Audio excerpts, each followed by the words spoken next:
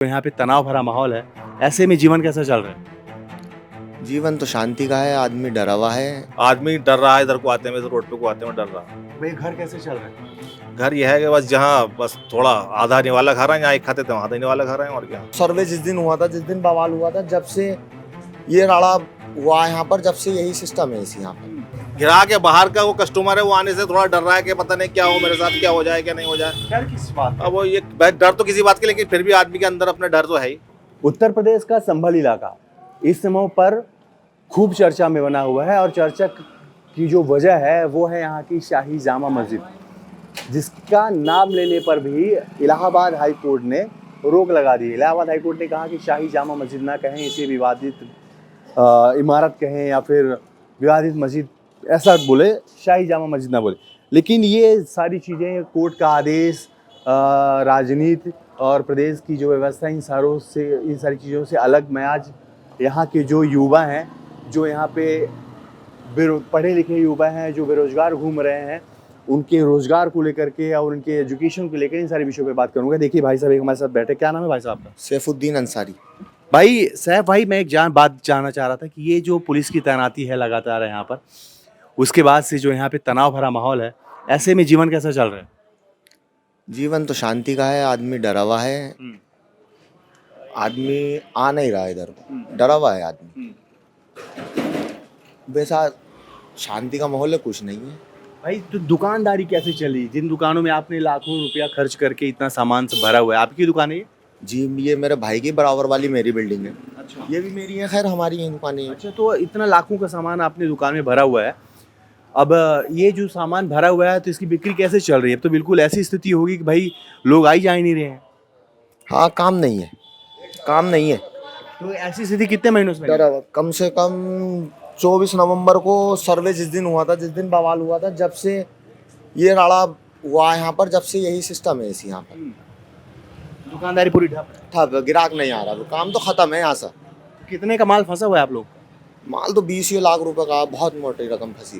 काम नहीं है, बिक ही नहीं रहा, कुछ काम ही नहीं है, जब से काम खत्म है बिल्कुल। तो फिर घर कैसे चल रहा है? खाना पीना, राशन पानी, सब कैसी चीजें कर रहे हो आप लोग? काम तो चल ही रहा है खैर, मगर फिर भी मार्केट है हमारी, किराया आता रहता है, और काम नहीं है खैर यहाँ पर। देखिए युवाओं का जो यहाँ पर जिनका अपना रोजगार था, वो रोजगार भी इस यहाँ पर ऐसा ठप पड़ा हुआ है।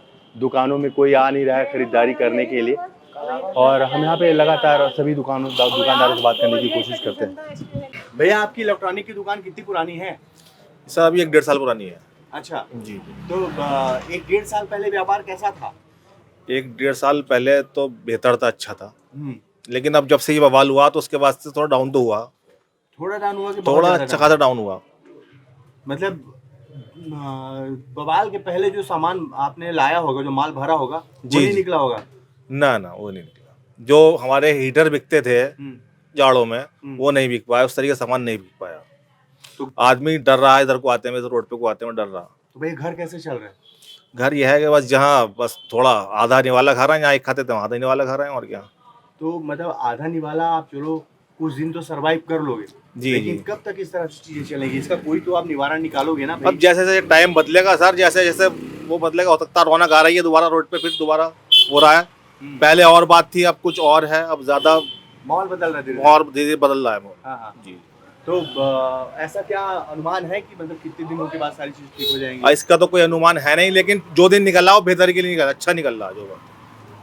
ऐसा तो नहीं होगा कि दुकानें बंद करनी पड़ जाए? ना ना, कोई ऐसा नहीं है, वो भाई वक्त की आगे मालूम नहीं कौन की आगे क्या हो, लेकिन फिलहाल तो कुछ ऐसा है नहीं, लेकिन सही है। दुकान का किराया भी बहुत लग रहा होगा।